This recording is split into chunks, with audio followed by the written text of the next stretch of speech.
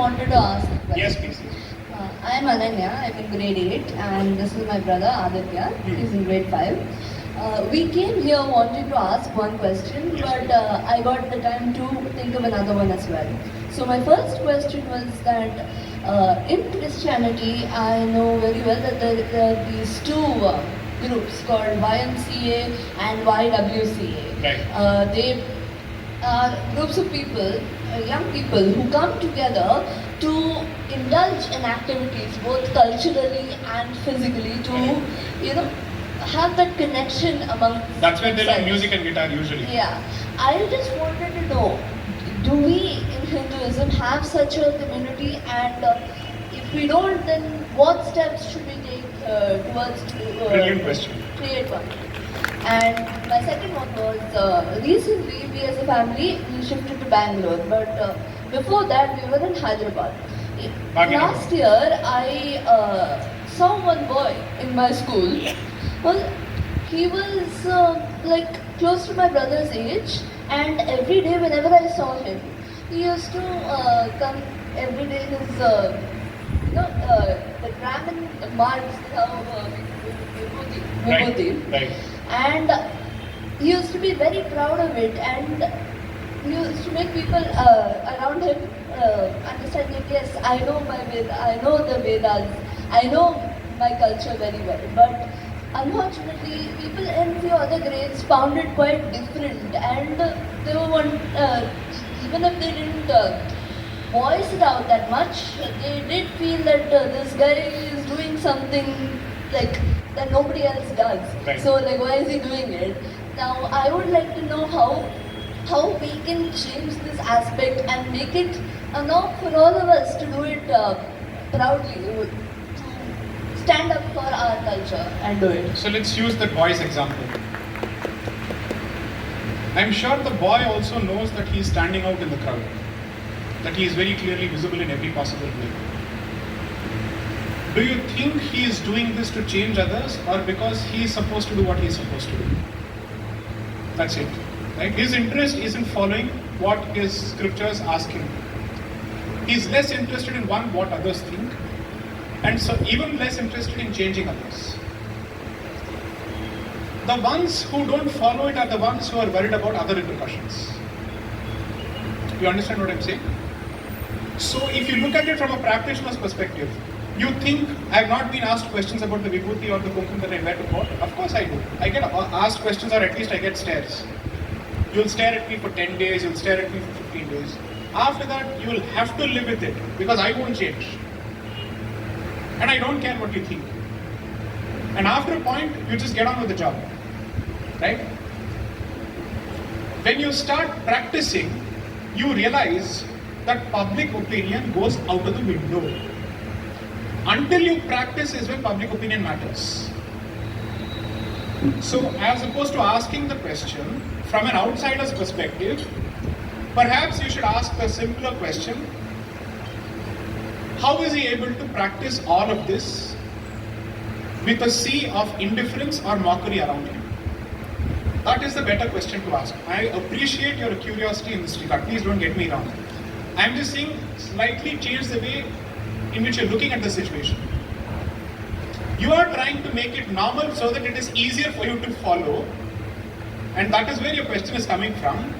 He is saying, I don't care for normalcy or abnormalcy, I will wear it on my sleeve because that's what I'm supposed to do. So it's better to be in that situation. Because you can't control how others think. What is the easier thing to do? Do not care. We Hindus know that so well. We don't care. The only thing is we don't care about the wrong things, and we don't care about the right things also. So don't care. Now, the first part of your question is a brilliant question for a different reason altogether, because that is what the temple used to do all the time. Support artists. That's the place where you would have Harikatha sessions when you did not have the age of social media or television for that matter, but people would come together and Harikatha would be used as an instrumentality of conveying the Puranas and Itihasas in a different fashion. Because tough language is not accessible to everyone. Two, when those institutions are completely controlled by the government, then your ability to do that goes down significantly. Churches are not controlled by the government, temples are controlled by the government, which is why you can't do as much. That's the straightforward answer. Temples are controlled by the government, therefore even every puja has to be accounted for right to the penny in terms of a budget. You have to provide a budget to the charity commissioner or the joint commissioner. He will say, okay, now I'll give you the green signal to do this. Churches don't need to do this. Mosques don't need to do this. So Hindus, until temples are under state control, have to find a way to establish these institutions outside their temples. Imagine. So that is one problem. Two, youth organizations are their way of making their religion cool. Because that's where they teach basketball. I know this because I went to YMCA Hyderabad. Most of us would go there because that's the only possible sports facility available outside of your schools. So different ways in which you bring people into the fold. Youth should not be given boring lectures. You bring in music, you bring in sports, you bring in whatever cultural activities, and you hope that they will walk the path from culture to religion. You don't start from religion. But if it's a traditional family, then that's a different ballgame altogether. Right? So I think your first question is perfectly legitimate, and that's the issue that we are trying to address. On the second question, I would only make a humble request: change the way you see things. You should have the confidence to do what you're supposed to do. You should not think about what others are saying. After all, the entire goal of the youth is be different, be rebellious. This is your way of being rebellious and different. Yes, please. How many more questions? I don't see the point in overstaying my welcome and assuming that you're interested in listening more. Yes, please. My views on caste-based reservation. I think caste-based reservations are single-handedly responsible for creating a situation where caste prevails over Hindu Dharma. Because it creates a mad grab. My position on this subject since 2015 it has evolved. I don't see the point in abolishing reservation altogether, because there are certain communities which may still be legitimately deserving of it. But we have increased and widened the scope of reservations significantly beyond what was the original intention. In the process, Hindu Dharma's greatest internal threat is a caste identity prevailing over Hindu identity because of reservations. Because that is clear from the discussion of the last 2 months. Because they have realized that the best way to divide this community and to destroy its internal solidarity is by dropping or offering this carrot called reservation, so that we fight like dogs and monkeys jumping over food and bread. That is the hope.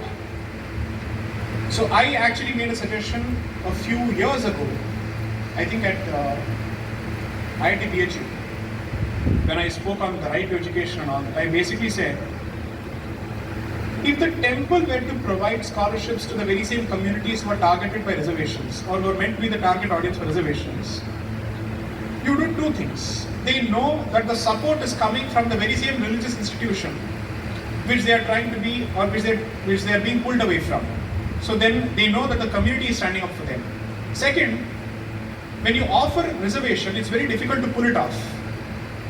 You have to offer something as a substitute to reservation. At least start with scholarships from temples for those communities, in the hope that the ones who are beneficiaries of those scholarships will give up reservation, at least as part of their decision, just as people give up LPG. Try to create a situation where somebody moves to confidence from a sense of victimhood, and let that come from the religious institution that people are trying to pull them away from. See, let's look at it this way. Temple, state, affected community. What should be the state's job? To ensure that this person keeps going closer to the temple, because that is the institution that they have a different relationship with. But if the state is going to say, give up on this fellow, I will give you a reservation, then this person will assume that the state is more reliable than the temple. In the process, the purpose of reservation was to include them in the community. It is only going against it. You will never allow them to be or feel a part of the Hindu community, and even if they are, they will feel like outsiders, or they will feel like perpetual victims within the very same community, because the state is not letting them do so, which is why I said the politician can't be fully trusted with sensitive topics, especially on caste issues, because for him, caste represents votes. That means electoral arithmetic. He will do everything to get his votes. And there is no party that is an exception to this. Remember this, no party that's an exception to this. So if we want to use the resources of the temple to address these issues also, they won't free it because they know that we can provide alternatives to reservation. Subsidized quality Hindu education is the best possible way of responding to reservation with the support of temples. I will learn from the other community and say temples and hospitals are our best way of creating Hindu unity. But for that our resources need to be freed. I want to see Guruvayur have its own schools. I want to see other temples have their own schools and educational institutions. They have the resources for it. But they are busy being governed by the government. And particularly if somebody doesn't believe in God, they have no business being in a place of worship. Yes, namaskar.